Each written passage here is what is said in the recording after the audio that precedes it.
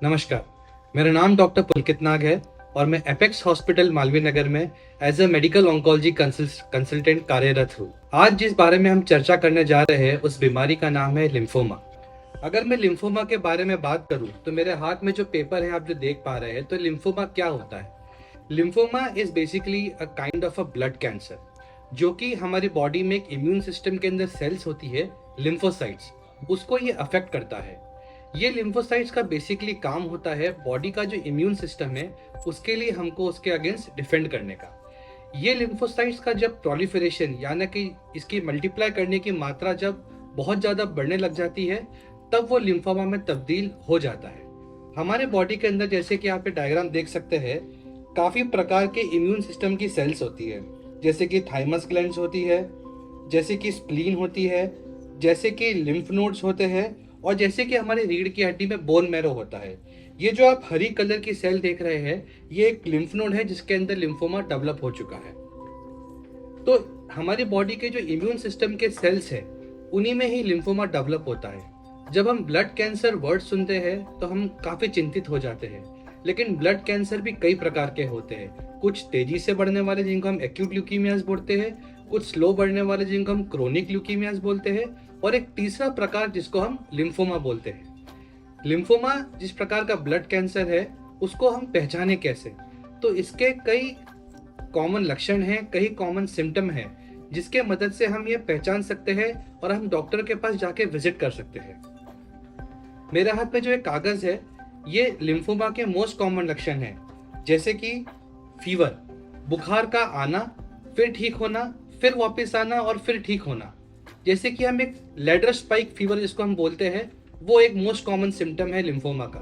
दूसरा, अगर अगले 6 महीने में आपका वजन 6 से 10 किलो लगातार गिर रहा है, ये दूसरा मोस्ट कॉमन सिम्टम है लिम्फोमा का। और तीसरा, अगर आप रात को सो रहे हैं और आपको बहुत ज़्यादा पसीना आ रहा है, इतना पसीना कि आपके चद्दर और तकिए का कवर अगर गीला हो जाए, तो ये तीसरा बहुत इंपॉर्टेंट सिम्टम होता है लिम्फोमा का। तो ये 3 अगर आपको सिम्टम या लक्षण अगले लगातार 4-6 महीने से अगर महसूस हो रहे हैं, तो मेरी आपको सलाह है कि आप अपने नज़दीकी जो भी मेडिकल ऑन्कोलॉजिस्ट है उनको एक बार ज़रूर दिखाएं। जहाँ तक लिम्फोमा के प्रकार का सवाल है और कारणों का सवाल है, अगर हम लिम्फोमा के कारण के बारे में बात करें तो इसके कई कारण हैं। इसका एक मुख्य कारण होता है ऑटो इम्यून डिजीज, कि इसका जो मेजर कारण है वो इम्यून सिस्टम को इफेक्ट करने से होता है। तो ऐसी बहुत सारी ऑटो इम्यून डिजीज है जिसकी वजह से लिम्फोमा डेवलप हो सकता है। दूसरा कारण है कुछ वायरल इन्फेक्शन, जैसे कि Epstein Barr virus, HTLV virus.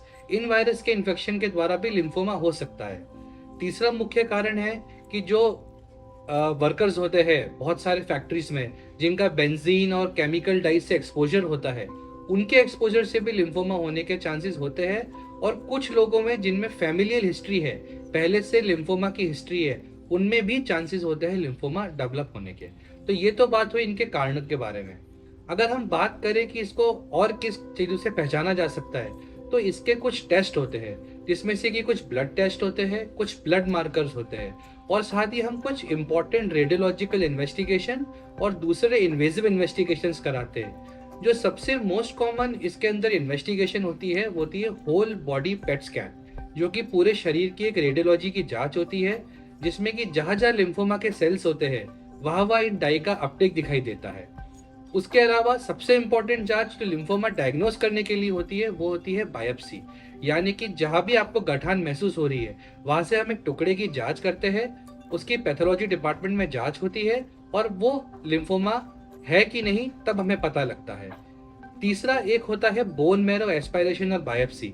ये जांच की महत्वता ये है कि ये बीमारी के स्तर को यानी कि स्टेज को पता करने के लिए महत्व जांच होती है। अगर हम लिम्फोमा के प्रकार के बारे में बात करें तो कई प्रकार होते हैं, लेकिन मोटे रूप से 2 प्रकार होते हैं, हॉजकिंस लिम्फोमा और नॉन हॉजकिंस लिम्फोमा। अगर हम हॉजकिंस लिम्फोमा की बात करें तो ये बच्चों में यानी कि 10 से 15 साल की उम्र में भी मिल सकता है, और बड़ों में यानी कि 40 से 60 साल की उम्र में भी मिल सकता है। इनको हम साइंटिफिक भाषा में बोलते हैं बायमोडल एज डिस्ट्रीब्यूशन। और अगर हम नॉन हॉजकिंस लिम्फोमा की बात करें तो ये कई प्रकार के होते हैं। अगर मैं लिम्फोमा के ट्रीटमेंट के बारे में बात करूं तो सबसे अच्छी बात यह है कि लिम्फोमा का ट्रीटमेंट पूरी तरीके से संभव है। तो अगर आपके आसपास या आप में से किसी को भी अगर लिम्फोमा डायग्नोस है या इसकी आशंका है, तो सबसे पहला काम तो ये आप ये कीजिएगा, आप बिल्कुल भी घबराएं मत। क्योंकि लिम्फोमा का ट्रीटमेंट जो अभी हमारे पास कीमोथेरेपी और टारगेट थेरेपी अवेलेबल है, उससे पूरी तरीके से क्योरेबल ट्रीटमेंट इसका पॉसिबल है। तो हर प्रकार के लिम्फोमा का थेरेपी अलग अलग होता है, लेकिन मोस्ट कॉमन लिम्फोमास का एक पर्टिकुलर रेजिमेंट होता है जो उस पर काम करता है, और इस वजह से लिम्फोमा पूरी तरीके से ट्रीट पॉसिबल है। दूसरा ट्रीटमेंट पार्ट इसका होता है बोन मैरो ट्रांसप्लांट।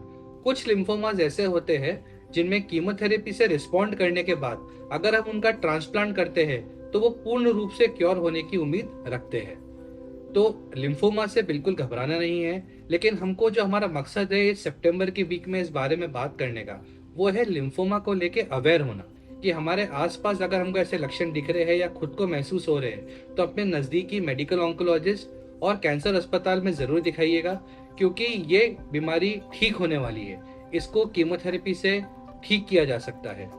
तो मैं लिम्फोमा अवेयरनेस वीक में अपने सभी दर्शकों से यही रिक्वेस्ट करूंगा कि कोई भी बीमारी हो उसमें बिल्कुल भी ढील ना छोड़िए, और अगर पता लगे तो उस बीमारी से घबराना भी नहीं है, क्योंकि इस बीमारी का ट्रीटमेंट बहुत इजी तरीके से पॉसिबल है। Thank you so much. Thank you.